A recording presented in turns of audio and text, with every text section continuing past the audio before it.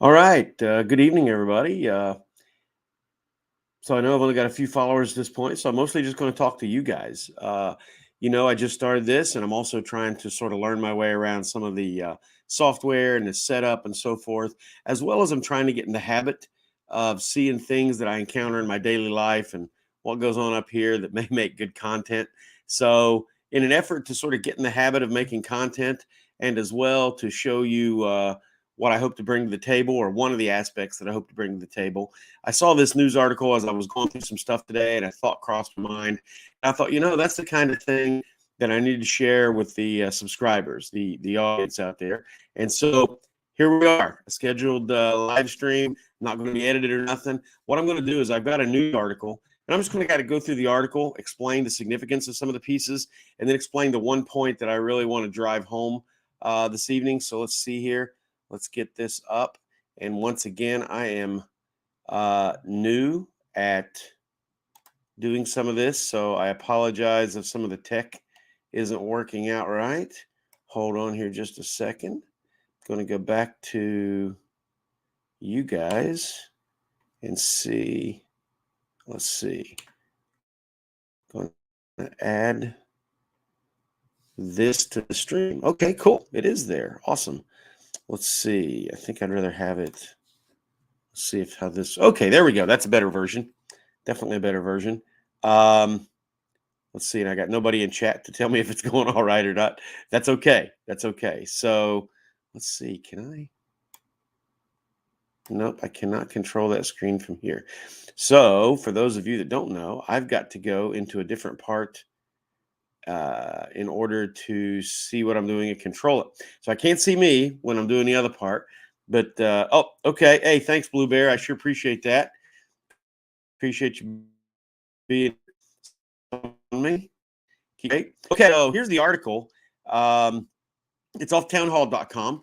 A great website with lots of good reporters, lots of good editorialists and columnists on there. I don't go there religiously, but occasionally I do get some good articles in there. Like I said, this one had some stuff that I thought, a lot of people that are very they keep track of politics, and they want to know what's going on. But some people don't start that until late in life, and it's a gigantic catch up. And then there's people that are just getting started, and they may be in their teens and 20s, and it's good to get information to them. And that's kind of one of my goals in life in general, which became, of course, a goal with this podcast. So anyways, this is an article on townhall.com, and it is written by Katie Pavlich, which I'm sure a bunch of you have heard of. Today at 1 p.m. is when this story was posted. And so let's see. Let's go back up here to the title again. This Florida move is the largest anti-ESG divestment in history. And divestment, of course, is to get rid of something or to push it aside. And so this is about a divestment that Florida did. So the state government of Florida is clawing back billions of investment dollars previously managed by BlackRock in order to push back on the firm's proliferation of extremely damaging, quote, environmental social governance. And this is a new thing going on. And this is one of the reasons this article is important if you don't know about things like this.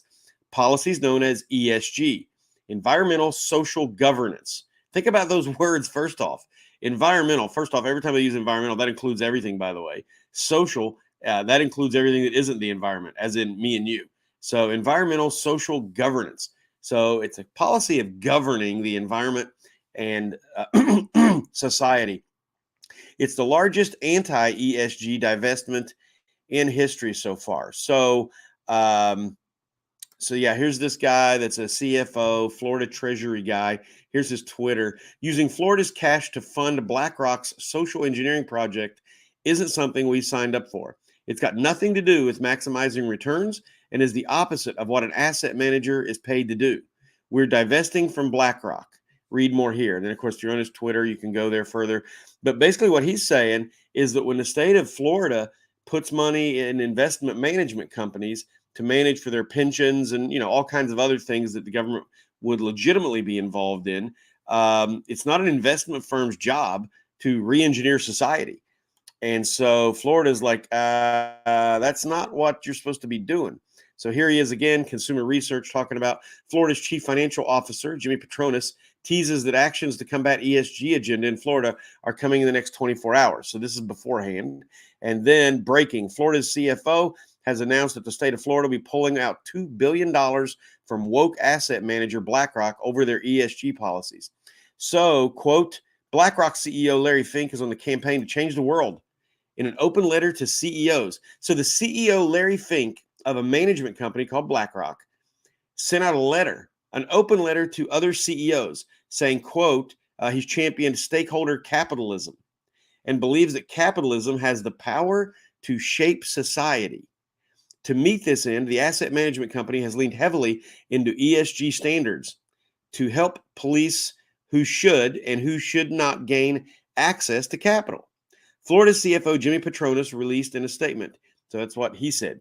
Quote, whether stakeholder capitalism or ESG standards are being pushed by BlackRock for ideological reasons or to develop social credit ratings, the effect is to avoid dealing with the messiness of democracy.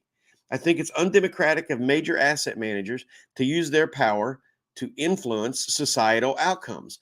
If Larry or his friends on Wall Street want to change the world, run for office, start a nonprofit, donate to the causes you care about. Quote, using our cash, however, to fund BlackRock's social engineering project isn't something Florida ever signed up for. It's got nothing to do with maximizing returns and is the opposite of what an asset manager is paid to do. Yeah, an asset manager, if you gave your money to a company to manage your funds, like a lot of us will do through our retirement funds at work or other means, maybe just in your own, you get in there and mess with it on your own. You're paying for somebody to be good at making you money, right? Florida's Treasury Division is divesting from BlackRock. That means separating. They're diverging. They're separating from BlackRock. They're pulling their money out of BlackRock because they've openly stated they've got other goals than producing returns. As Larry Fink stated to the CEOs, quote, access to capital is not a right. It is a privilege. As Florida's CFO, I agree wholeheartedly. So we'll be taking Larry up on his offer. So what he means right there, what the CFO of Florida means right there is that BlackRock does not have a right to the capital investments of Florida, the state of Florida. So Larry Fink, this BlackRock guy, said access to capital is not a right. It's a privilege. So he said, we agree. So we're taking our money out and you don't have access to it anymore. There's no lack of companies who will invest on our behalf. So the Florida Treasury will be taking its business elsewhere, he continued. The move comes after 19 attorneys general announced an investigation into 6 banks over ESG restrictions. So what's going on within this ESG ideology and their actions there's a bunch of different companies, of which BlackRock is the subject of this article. There's a bunch of different companies that are only doing business with other businesses or only investing money along. So for instance, you put your money in BlackRock. BlackRock then is only investing in companies they consider woke enough, or they're going to do the goals that they seek out, as opposed to simply try to make their investors money. So they're changing to an ideological investment firm instead of just a money-making investment firm. Let's see. But yeah, so there's 19 attorneys generals across the country. And for those that aren't familiar, like I said, this is going to be a teaching channel. It's what I do. I do it all the time, in school, out of school, on the gun range. I'm teach. It's just my personality. So, these attorneys generals are the head attorney for a state. And that's what this is talking about here. So these AGs are looking into this. This second paragraph here, the AGs look to learn more about the bank's involvement with the United Nations Net Zero Banking Alliance, which has adopted ESG's radical climate agenda with the stated goal of aligning their lending and investment portfolios with net zero emissions by the year 2050. So you can see there's other goals going on there. So let's see. I will go back now to, let me pull down here where I can get the part that I really want to focus on. There's so many different parts of this that you could talk about. But let me see. Let's get back here so I can see what I'm doing and if anybody's talking. Okay. So it looks like we still got Blue Bear. Hey, Blue Bear. Thanks for hanging in, man. So the point I want to make here is one, I want you to understand the word capitalism. Capitalism is not the same as free market. That's the reason occasionally you'll hear it referred to as free market capitalism. If I go out here and, okay, let me talk about something everybody knows, a little pop culture. If it was a Walking Dead scenario, right? Take all governments out of the equation and two people are trying to trade some ammo for some medicine, right? In a Walking Dead scenario or world. That's free market. That's not capitalism. I mean, it is in one sense, right? I got the capital of the ammo and I need medicine. You got the medicine and you need ammo. So we decide to trade, and that is a free market. And I had some capital and you had some capital.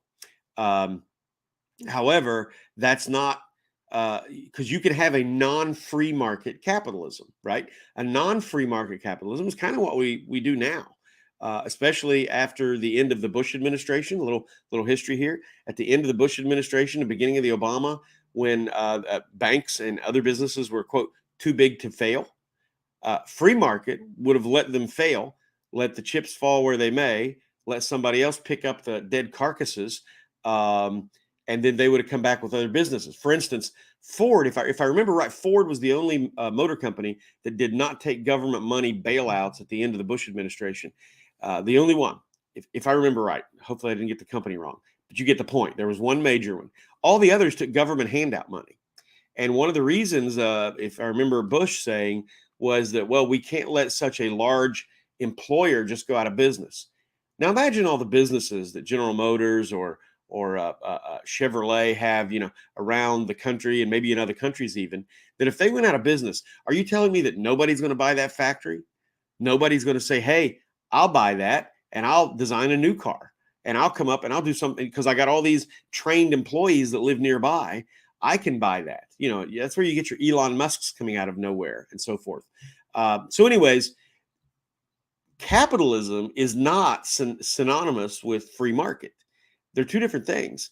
And I'm purely a free market guy. Obviously, I'm for capitalism as well, because that's within. Okay, let me try it this way. All free markets have capitalism in them, but not all capitalism is a free market. So one of the things we endured since at least, I mean, it's probably always happened to a degree, but it gets increasingly more and more, is we now have more, especially during the Obama administration, of what we call crony capitalism. Crony capitalism is where, yes, I'll let Tom Hall invest his $1 billion, that's capital, and I'll let him start a business, but government's going to favor him and his business. Government's going to disfavor the other person. During COVID, right? During COVID, you had your Home Depots and your Lowe's and your Walmarts wide open still. They had goofy little rules to make everybody put their Band-Aids on and feel better about the COVID situation. But your little mom and pops had to close. That was crony capitalism. That was where certain capitalists were protected by government and other ones were just left to the wind. So the ones left to the wind, were discriminated against, and the ones that were allowed to stay open were discriminated for. And so you got that social engineering going on like that. So one thing I wanted you to understand is capitalism and free markets are not synonymous. Capitalism will always be within a free market, because if it's truly a free market, people with capital can invest and do things. However, just because it's capitalistic doesn't mean it's free. So make sure you got that distinction. And then the other thing, I titled this podcast, "Who Do They Think They Are?" Let me get to the part there where I wanted to highlight this to you, because I want this language to start standing out to you as you hear people talk on the news, when you read articles, when you watch other channels, when you watch TV, pop culture. They will say these things, and I want this stuff to start ringing different inside your head. I want you to understand. Where is it at here? Yeah, right there at the top, right underneath the red town hall, the beginning of the quote there. BlackRock CEO Larry Fink is on a campaign to change the world. In an open letter to CEOs, he championed stakeholder capitalism. So what they're saying is that they want capitalists, people with money, to take a stake. Now that's a phrase right out of Obama language and community organizing and BLM and all those woke type ideologies, and some of them, I would say, on the verge of cults. Those, because they always come up with their own cool language, right? Stakeholder capitalism. They're wanting you to have a stake in society, is what he's saying. They're wanting people that invest. They're wanting capitalists to basically pick winners and losers in terms of, hey, educator, thanks for being here, man. Yeah, so you got people like this CEO Larry Fink of BlackRock wanting to engineer society. We want to pick who gets money invested to them and who doesn't, and that's what he meant by access to capital is a privilege, not a right. True. And as a private firm, I am for his firm being able to do that. I got no problem with that. If you want to start an investment firm and you obviously like he did want to tell everybody, I'm only going to invest in certain kinds of businesses, ones that are woke enough for me. Stop and think about that for a minute. The arrogance of looking at a society and saying you want to change it to fit the way you want to. And that's what I want to start standing out and sounding a little different to you. Um, I want you to start seeing those words and those thoughts and that kind of thinking, just that way of thinking, right? I'm not trying, as a constitutional, leaning towards a classical liberal constitutionalist. I don't want to rejigger society in some way that I think is best. Yeah, there are things I'm trying to influence. That's why I'm talking to you, right? But I want to influence you and convince you, not bully you around with my money or my power. I want you to see the truth and the logic in these concepts. I want to influence. I want to teach. I want to persuade. I don't want to bully you around with money and legislation and any other kind of power, including any kind of violence. I believe something I've said for many years, and some find it a very cheesy quote. I made it up, but I still believe it's true, and I believe it wholeheartedly. The truth is self-employed, right? I don't have to go out and beat you over the head with it. I just need to put it out there. And the more of us that do put truth out there, and I believe truth is a thing. There is no my truth. There is no your truth. That may be a synonym in your mind for your version of events versus my version of events. However, there's only one truth, and I may be wrong, and you may be wrong. So I'm not saying I have a clinch on the truth, but I do my best to find it. And when I do, I like telling people about it because I'm a firm believer that the truth is a thing, just like air and water. It's a thing. And I know that sounds weird to some of you. Maybe one of these days we'll talk about the philosophy and the understanding of that, but or how I see it, anyways. But what I want you to see here is this insane arrogance. And it even comes from people on the right of, quote, make a difference. You know how you make a difference? You know how differences have truly been made throughout history? Either one, through a gun, violence, or two, through influence and persuading people. And that's how these things are done. And there's only really two ways. And if you want to go out and make a difference by running for office and using that power purely on the way you think, then you're doing a disservice to those who voted for you. Because you represent, in America at least, you represent the people that voted for you, even the ones that didn't vote for you. So because you get the votes in order to represent them all is how it works. It's not about you getting in there and just doing what you want. So I don't even think, like he says in this article, if you want to change society, run for office. Well, I don't even think that's necessarily the proper way to do it. However, using your soapbox, back to our boxes of liberty, soapbox is box number one, and that's what I'm doing tonight. And I want you to start seeing when they talk about re-engineering society or societal engineering, or they want to, quote, make a difference, start looking at those skeptical and then go back and ask yourself, who do they think they are? What gives them the right to sit in their comfy lounge chair, or even if it's a homeless person, right? It doesn't matter where they are in society. Who gives them the right to push entire societies around in their image? That's why me and Leducator, I know he's fully on board with me. I'm for creating an atmosphere where the individual can make their own decisions, and those decisions collectively create a culture and a society, not jiggered or re-engineered to anybody's satisfaction or plans. An unplanned society of free people. That's what I want. That's what I see. So, anyways, I just wanted to bring up this insanely arrogant language and how it just sort of rolls off the tongue these days and doesn't raise an eyebrow. Not to mention the idea of capital here and what capital is and isn't. People think capitalism is the free version. Not necessarily. Like I said, free markets are the free. Capitalism is a component of a free market, but capitalism does not mean free. And I don't mean free as in cost. I mean free as in liberty. And then, of course, you've got the arrogance of this trying to uh, redo society into their own visions, these utopist visions. And as humans, you can go through history, and there's always somebody that wants to use the world like a sandbox, or like their sandcastle at the beach. And they really they have a vision in their head, and they want to do everything they can to make it happen. But the problem is, you can't. And this is where sovereign is right. One of our buddies on here.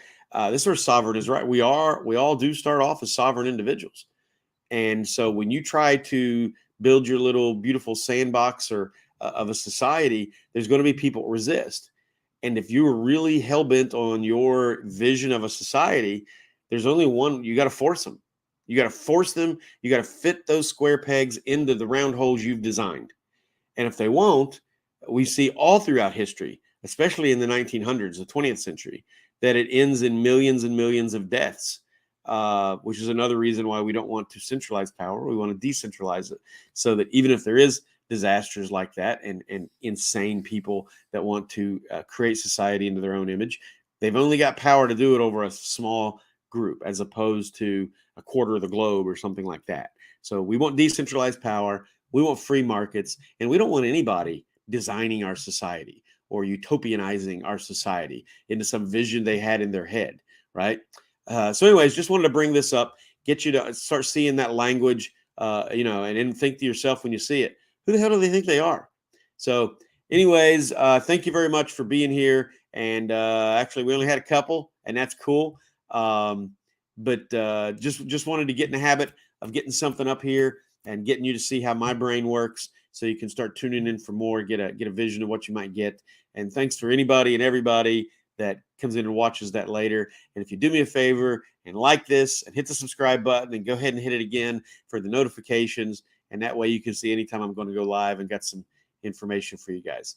Thanks very much for being here. I sure do appreciate it. Have a good night.